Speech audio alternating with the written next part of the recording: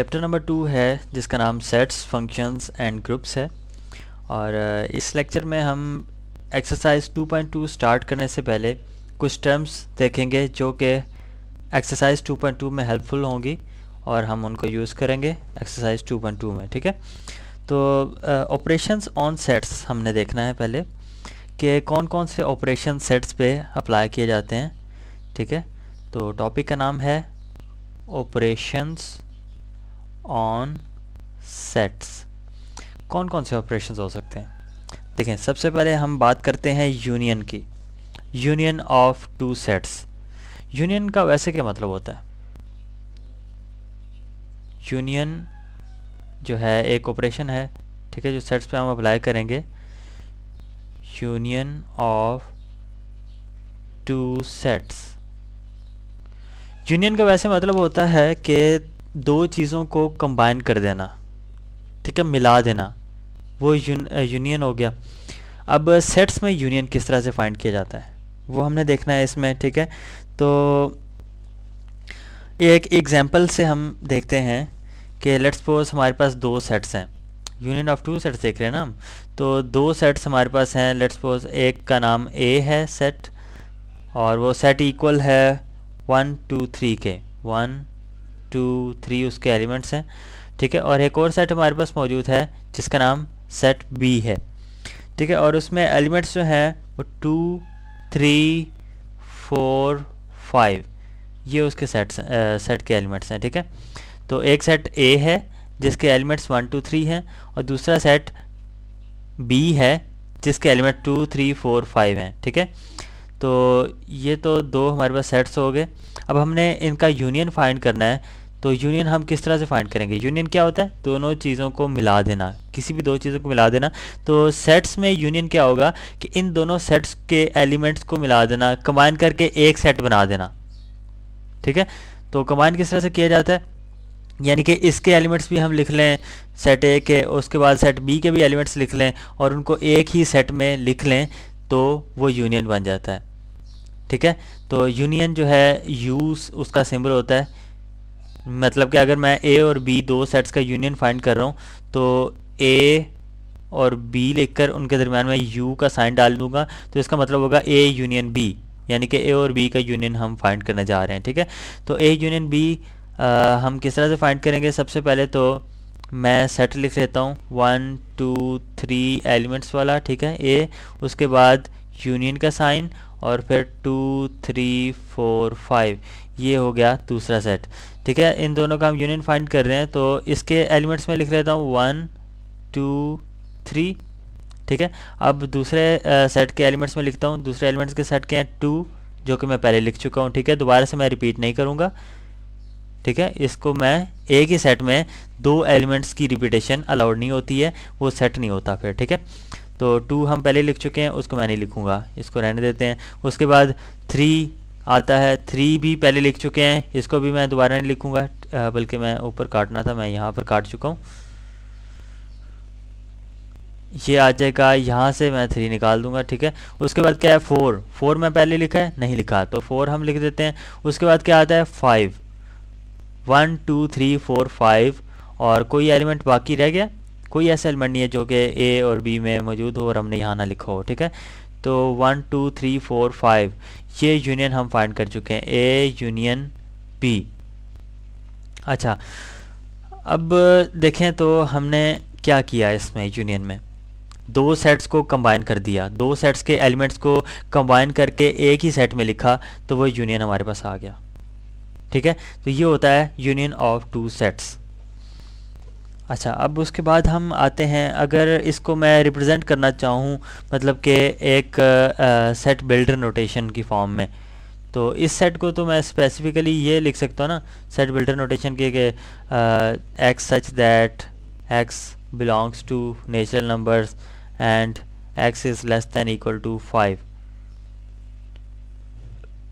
ये specific set की बात मैं कर रहा हूँ। ठीक है, इसको मैंने लिख दिया 1 से लेकर 5 तक है, यानी कि नेचुरल नंबर से बिलोंग कर रहा है और लेस देन इक्वल टू 5 है।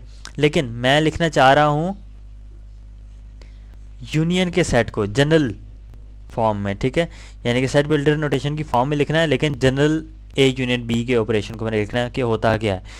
उसमें ये होगा एक्स सच दैट, यूनियन के सेट में क्या होता है कि एक्स बिलोंग कर रहा होता है किससे, दोनों सेट से।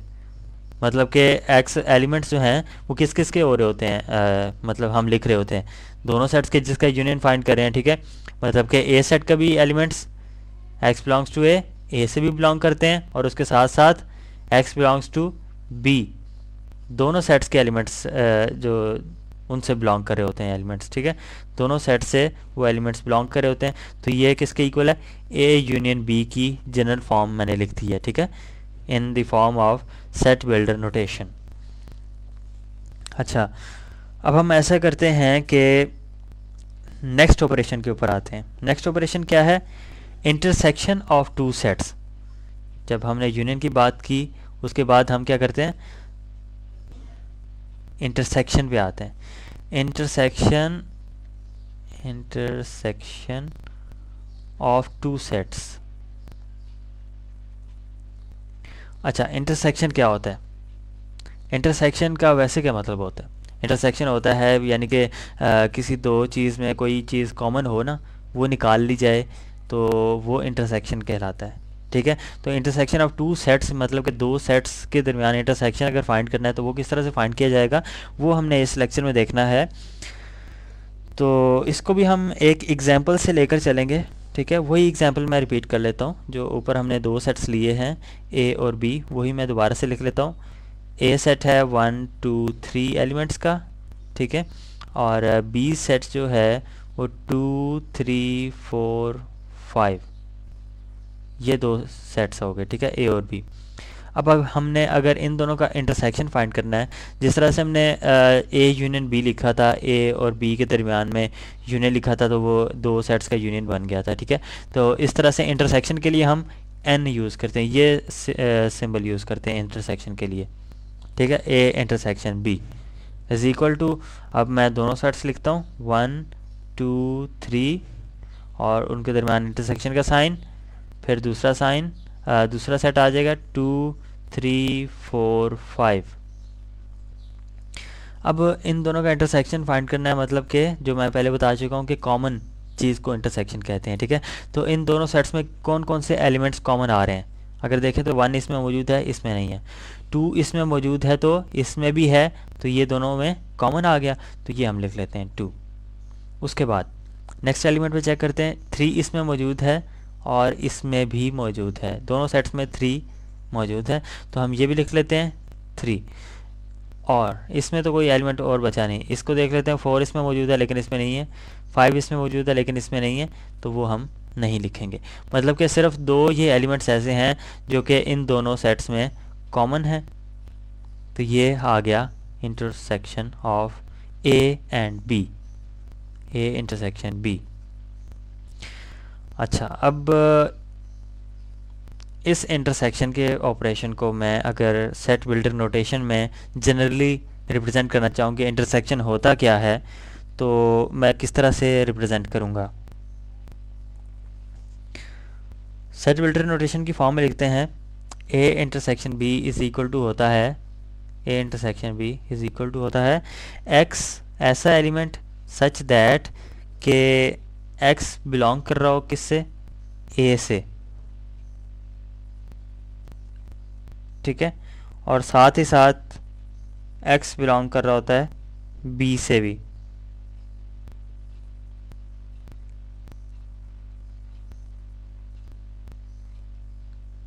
ये होता है सेट बिल्डर नोटेशन में, ठीक है। मतलब कि ए में भी होना चाहिए वो सेट और बी में भी होना चाहिए, यानी कि कॉमन होना चाहिए। अब आप देखें कि हमने यूनियन में क्या लिखा था, यूनियन में भी हमने ये चीज़ लिखी थी, लेकिन इसमें यूनियन में हमने क्या गलती की थी कि एंड नहीं आना चाहिए। यूनियन में हम ए के भी लिखते हैं बी के भी लिखते हैं, तो ऐसा कोई एलिमेंट नहीं होता कि ए और बी में कॉमन है, ये तो कॉमन को रिप्रेजेंट कर रहा होता है ना कि ए में भी होना चाहिए और बी में भी होना चाहिए वो सेट एलिमेंट, तब जाके हम वो लिखें तो वो तो इंटरसेक्शन बनता है, ठीक है। यूनियन में तो हम दोनों के लिख रहे होते हैं, तो यहाँ पर हम एंड का साइन नहीं डालेंगे बल्कि और का साइन डालेंगे। मतलब कि हम ए के भी एलिमेंट्स लिखेंगे और बी के भी एलिमेंट्स लिखेंगे। इसका मतलब क्या है, एक्स बिलोंग्स टू ए के जो एलिमेंट्स है वो लिख दो और उसके साथ साथ क्या लिखो, बी के जो एलिमेंट्स हैं उसको भी लिख दो, तो वो यूनियन बन जाता है। यूनियन में यही हुआ था ना, हमने ये किया था कि ए के भी एलिमेंट्स लिखते थे, उसके बाद बी के भी एलिमेंट्स लिखे थे, लेकिन जो रिपीट हो रहे थे वो हमने दोबारा से नहीं लिखे, लेकिन वो लिखे हुए हैं। ठीक है, तो इंटरसेक्शन में क्या होता है, सिर्फ कॉमन हम लिखते हैं, मतलब कि जो एलिमेंट्स दोनों सेट्स में मौजूद हों, मतलब कि कॉमन हो, वो सिर्फ एलिमेंट्स लिखते हैं। इसलिए मैंने लिखा एक्स बिलोंग्स टू ए से भी बिलोंग करना चाहिए और उस एलिमेंट को बी से भी बिलोंग करना चाहिए, तब जाके वो इंटरसेक्शन बनता है।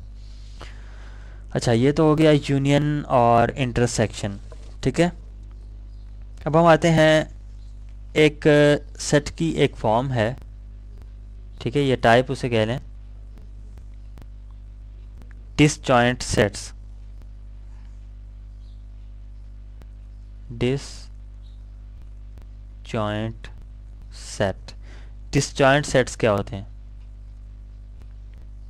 इसको भी एक एग्जांपल से हम समझेंगे। डिसजॉइंट मतलब कि बिल्कुल एक दूसरे से मिलता जुलता नहीं होना चाहिए, इसका ये मतलब होता है डिसजॉइंट का। ठीक है, तो दो सेट्स में लिख रहा हूँ,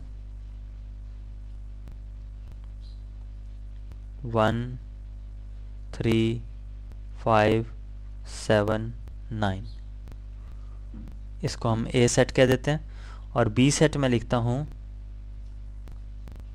2 4 6 8 10, ये दो सेट्स मैंने लिए। अब देखें इन दोनों में सेट्स में कोई एक एलिमेंट भी कॉमन आ रहा है। ऊपर वाला जो है वो ऑड का सेट है, ऑड नंबर का सेट है, और जो बी सेट है वो इवन नंबर्स का सेट है। तो इन दोनों में कोई कॉमन नहीं है, मतलब कि इसका इंटरसेक्शन क्या होगा, A intersection B is equal to, कोई कॉमन नहीं है तो नल सेट, कोई भी कॉमन नहीं है, नल सेट का मतलब ये है, या फिर इसको हम एम्प्टी सेट कह देते हैं इस तरह से। ठीक है, तो जब ये केस हो कि दो एलिमेंट्स के दरमियान इंटरसेक्शन फाई आ जाए या एम्प्टी सेट आ जाए, या फिर अदर वर्ड्स हम ये कह सकते हैं कि उन दोनों सेट्स में कोई एक एलिमेंट भी कॉमन ना हो, तो हम उन दोनों एलिमेंट्स को कहते हैं ये दोनों आपस में क्या हैं, डिसजॉइंट सेट्स हैं, ये आपस में डिसजॉइंट सेट्स हैं। ठीक है, एक और एग्जांपल लेते हैं। लेट्स सपोज सी एक हमारे पास सेट मौजूद है, 1 2 3 4 5, और हमारे पास एक और सेट मौजूद होगा डी, जो कि है 6 7 9 2 10। अब इन दोनों सेट्स में देखें, ये दोनों डिसजॉइंट सेट्स हैं या नहीं है, ये आप मुझे बताएंगे, देख के बता सकते हैं आप। ठीक है, तो अभी मैं आपको बताऊंगा, अगर वही आपने बताया हो तो मतलब कि आपको समझ आ चुकी है कि डिसजॉइंट सेट्स क्या होते हैं। ठीक है, तो ये देखें, ये दोनों डिसजॉइंट सेट्स नहीं हैं, नॉट डिसजॉइंट सेट्स।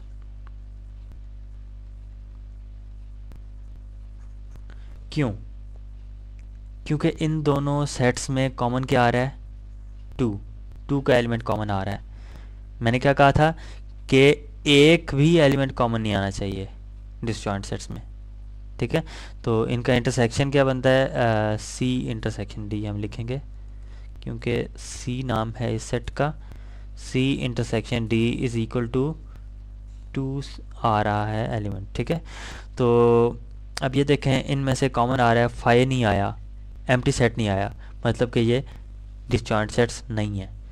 ठीक है, तो ये पहचान होती है डिसजॉइंट सेट्स की कि दोनों में इंटरसेक्शन 5 आना चाहिए या एम्प्टी सेट आना चाहिए। अच्छा, ये तो हमने देख लिया डिसजॉइंट सेट्स क्या होते हैं। अब हम आते हैं ओवरलैपिंग सेट्स क्या होते हैं। ओवरलैपिंग सेट्स,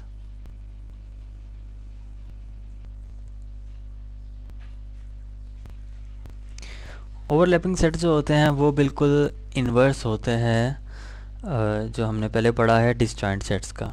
ठीक है, मतलब कि इसमें कोई ना कोई इंटरसेक्शन आ रहा होता है। तो जिस तरह से मैं एग्जांपल के तौर पे देख लेता हूँ, 2 3 4 5 ये एक सेट है, इसको हम ए का नाम देते हैं, और बी सेट एक और लिख लेते हैं, 4 5 6 7 8। ये दो सेट्स हमारे पास मौजूद हैं। ठीक है, अब इसमें देखें तो कोई ना कोई मतलब कि इंटरसेक्शन एलिमेंट्स का आ रहा है या नहीं आ रहा है। 4 एलिमेंट इसमें भी मौजूद है, इसमें भी मौजूद है, 5 इसमें मौजूद है, तो इसमें भी मौजूद है। ठीक है, मतलब कि इंटरसेक्शन आ रहा है इन दोनों में।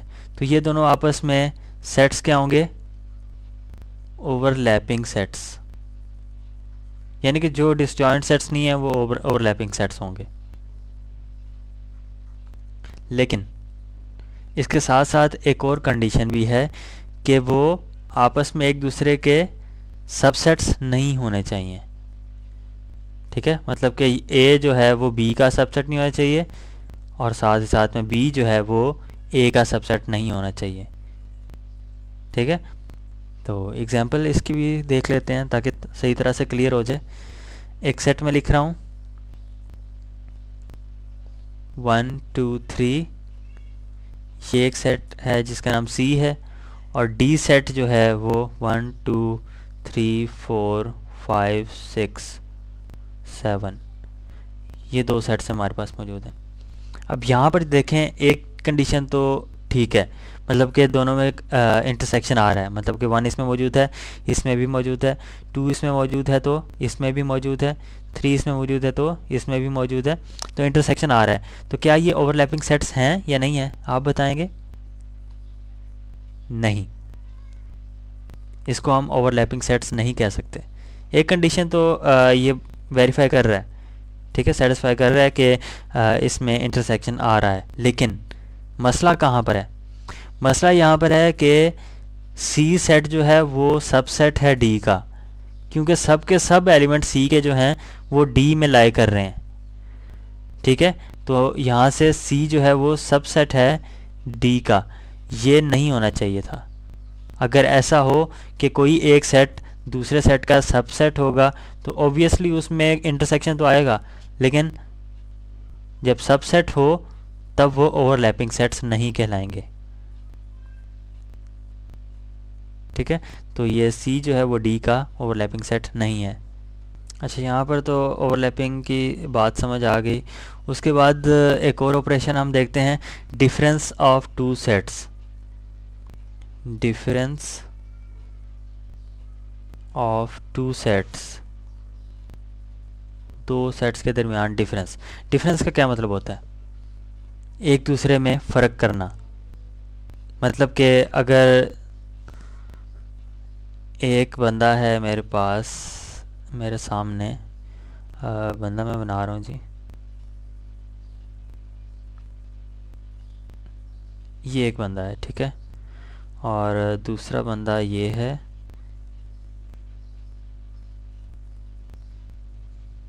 ये आंखें भी बना दी मैंने,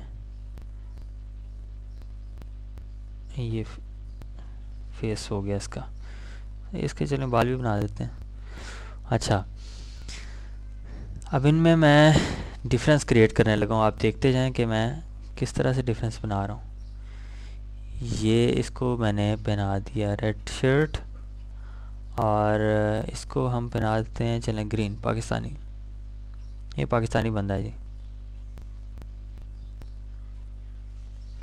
अच्छा, अब हम आते हैं टॉपिक के ऊपर कि हम देखना चाह रहे हैं इन दोनों में डिफरेंस क्या है।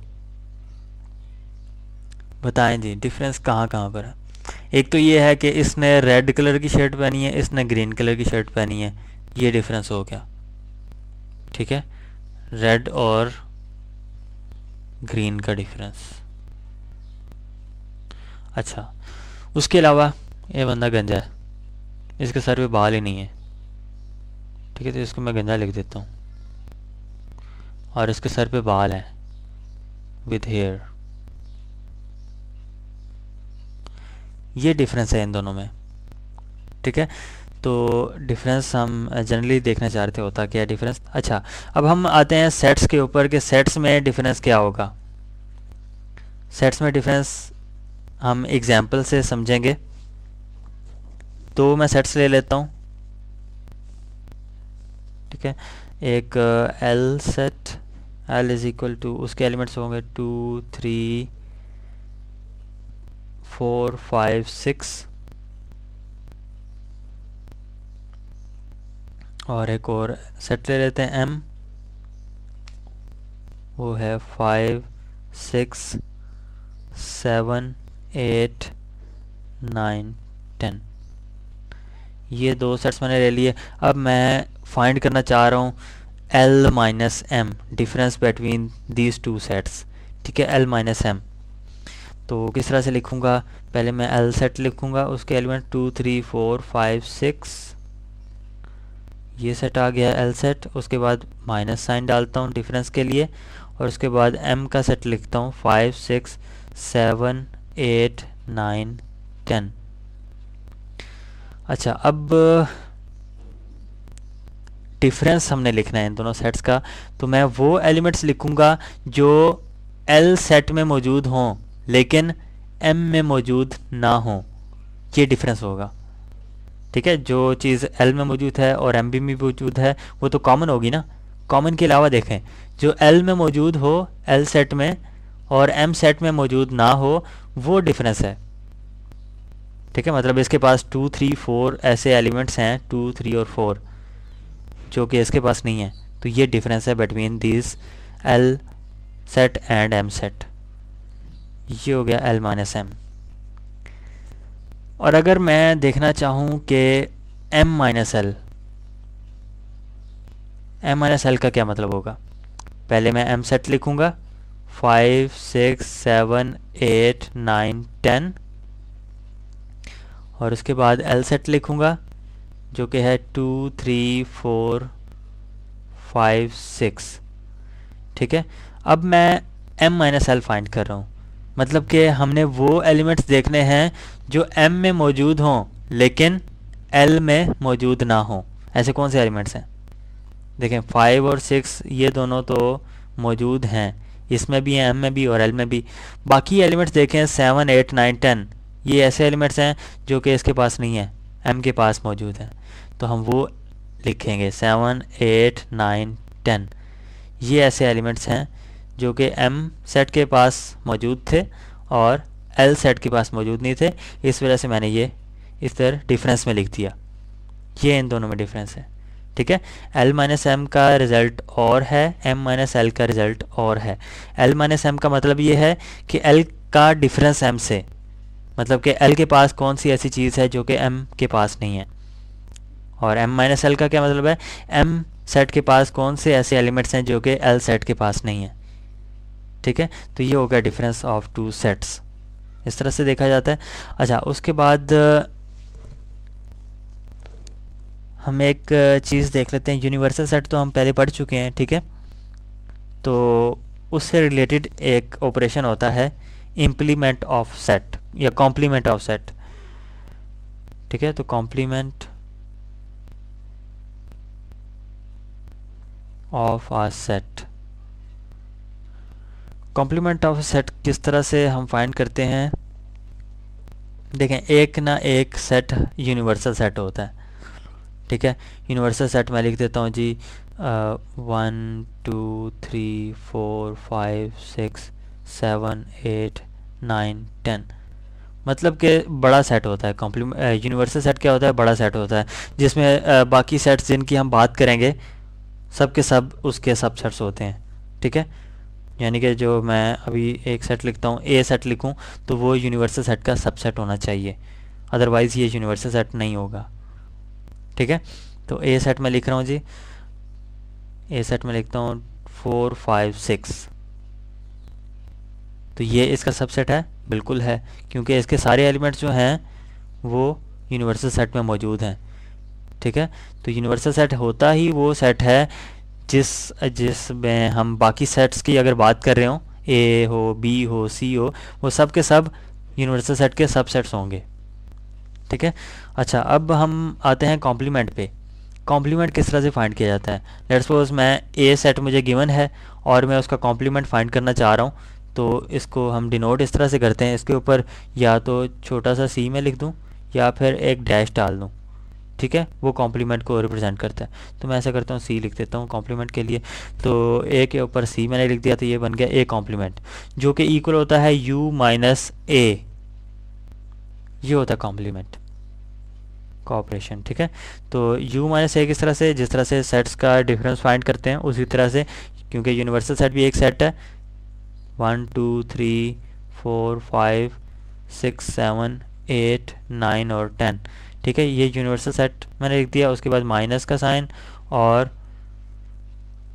फिर ए सेट, ठीक है। तो इन दोनों का डिफरेंस ले लें, वो क्या आएगा, 1 2 3 4 5 6 तो कॉमन है, ठीक है, उसको निकाल देते हैं, 4 5 6 ये, बाकी क्या है 7 8 9 10, ये हमारे पास आ गया ए कॉम्प्लीमेंट के इक्वल। ये होता है कॉम्प्लीमेंट, ठीक है। यूनिवर्सल सेट में से उस सेट को निकाल दिया जाए या डिफरेंस उसका ले लिया जाए, ठीक है, यूनिवर्सल सेट के साथ, तो वो आ जाता है ए कॉम्प्लीमेंट।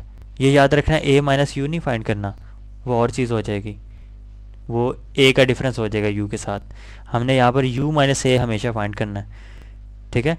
या जिस सेट का भी आपने कॉम्प्लीमेंट फाइंड करना है वो बाद में आएगा, यू माइनस के बाद आएगा। तो ये होता है कॉम्प्लीमेंट। तो यहाँ पर हमने बहुत सारे ऑपरेशंस देखे इस लेक्चर में, जो कि यूज़ होंगे एक्सरसाइज 2.2 में। तो नेक्स्ट लेक्चर से हम इंशाल्लाह एक्सरसाइज 2.2 स्टार्ट करेंगे। तो अभी इस लेक्चर को यहाँ पर ख़त्म करते हैं।